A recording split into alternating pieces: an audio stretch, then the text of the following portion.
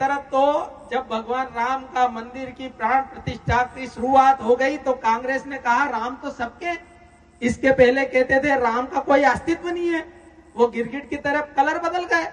और जब राम जन्मभूमि न्यास ने सभी को निमंत्रण दिया, 22 जनवरी को जब भगवान श्री राम के मंदिर की प्राण प्रतिष्ठा हो रही थी, मुझे भी निमंत्रण आया था, मैं भी शामिल हुआ था उसमें, और सारे कांग्रेसियों को भी निमंत्रण दिया कि भैया आपको भी आना है, क्योंकि राम तो यत्र तत्र सर्वत्र है, वो किसी एक जाति, एक समाज, एक वर्ग, एक संप्रदाय से बंधा थोड़ी है, वह तो संपूर्ण विश्व का सृजन करता है, उत्पत्ति करता है, संहार करता है। तो उस परमपिता परमेश्वर की जब मूर्ति विराजमान हो रही थी, प्राण प्रतिष्ठित हो रही थी, तो ये पूरे दुनिया का उत्सव था, ये पूरे विश्व का उत्सव था, ये केवल हिंदू समाज का उत्सव नहीं था। ये बात अलग है कि हम अपने आप को इसमें उत्सव में शामिल कर रहे हैं और अपन सोच रहे हैं कि हमारा उत्सव था, ये तो संपूर्ण विश्व का उत्सव था, क्योंकि ये सृष्टि को रचने वाले का मंदिर बन रहा था और मंदिर बन के प्राण प्रतिष्ठा हो रही थी। ऐसे में कांग्रेसियों ने मना कर दिया कि हम मंदिर में नहीं आएंगे और हम प्राण प्रतिष्ठा में नहीं आएंगे, क्योंकि ये भारतीय जनता पार्टी करा रही है।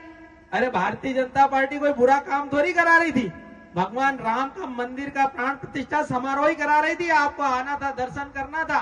किंतु उनके मन में जो निशाचर वृत्ति है, जो राक्षस वृत्ति है, उन्होंने उनके कदमों को रोक दिया, क्योंकि उनके सहयोगी संगठन जितने भी लोग हैं वो हिंदुत्व को नहीं मानते, वो सनातन को नहीं मानते, वो राम को नहीं मानते, वो कृष्ण को नहीं मानते।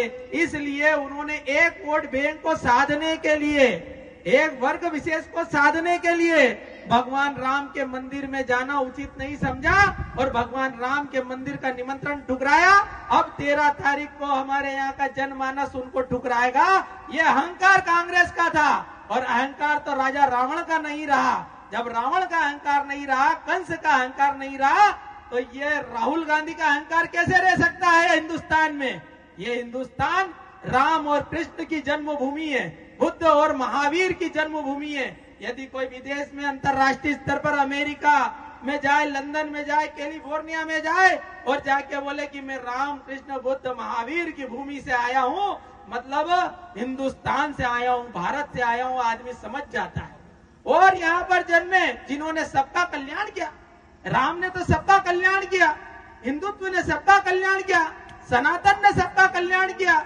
वसुदेव कुटुंबकम की विचारधारा हमारे शास्त्रों में ही है, दूसरे शास्त्रों में नहीं है, दूसरे मजहबों में नहीं है और दूसरे धर्मों में भी नहीं है, कि यह सारा विश्व, यह सारा संसार, ये हमारा परिवार है। इसमें रहने वाले जलचर, थलचर और नभचर, सभी प्रकार के जीव जंतु और प्राणी, ये सब मेरा परिवार है।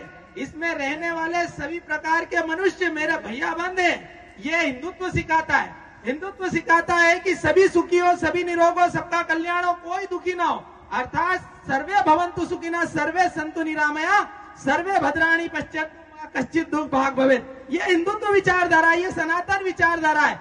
जियो और जीने दो, ये सनातन विचारधारा है। और सनातन को डेंगू कहते हैं, मलेरिया कहते हैं, एड्स कहते हैं। और तमिलनाडु में रहने वाले मुख्यमंत्री M.K. स्टालिन और उदयनिधि स्टालिन ने हमारे हिंदू समाज को, हिंदू धर्म को मलेरिया और डेंगू की संज्ञा दी और उनसे हाथ मिलाती है कांग्रेस। तो कांग्रेस जो है रामद्रोही है, राष्ट्रद्रोही है, और जो राम का नहीं वो किसी काम का नहीं।